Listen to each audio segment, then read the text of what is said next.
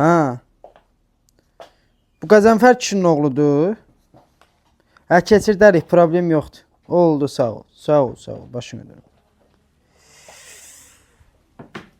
Salam dəyərli izləyicilər. Bugün Dayos sizi 50 il əvvələ aparıb hırı sahəsinin indi hırı deyil. HR sahəsinin sivil nədir sualına cəmi vərəq deyildiyi dövrlərə aparacağıq. Bizim vaxtımızda işə qəbul çox asan idi. Necə asan idi? Deyim də, adam gəlirdi içəri, deyir da dayım var. Varsa xoş gəldin, keç otur yuxarı başda. Bu nüansa qədimi kinolarımızdan birində də yer verilmişdi. Reis məşğuldur. Axı. Mən də məşğulam. Axı. Zülmov dedi, qurtardı. Xeyr.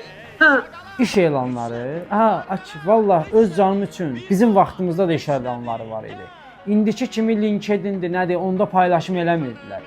Kəndin lövhəsinə yapışdırırdılar ki, qapıçı axtarır. Şərtləri nədir? Dənə çay süzməyi bacarsın. Vəssalam. Hələ siz müsahibə prosesini təsəvvür edin. Bir dənə direktor olardı, oturardı belə. Ayağını da qoyardı ayağının üstünə. Yanında da bir dənə çay. Çayını içə-içə deyərdi. Əlifbanı bilirsən? Cavab verərdi ki, hə. Deyirsən əjdahasan, ged işin başına. HR sahəsinin ən çətin prosesi işdən çıxarmaq idi. İndiki dövrdə çox asandır. Sizə qərar e-maildir, gmaildir, nədir, bunun vasitəsilə gəlir. O vaxt amma nə idi? Anonu göndərərdilər evə, həmin o və yaxud iş yerinə. Deyərdilər ki, bala, get bu iş sənlik deyil. Və yaxud da ki, ustabaşı deyərdi ki, qardaş, sən get, biz sənin maaşını Bəhmən dayıdan sabah göndərəcəyik. İndiki HR-lar oturur müsahibi qabağında. Deyir, bürcün nədir? Ay qardaş, sən astroloqsan, yoxsa HR-san?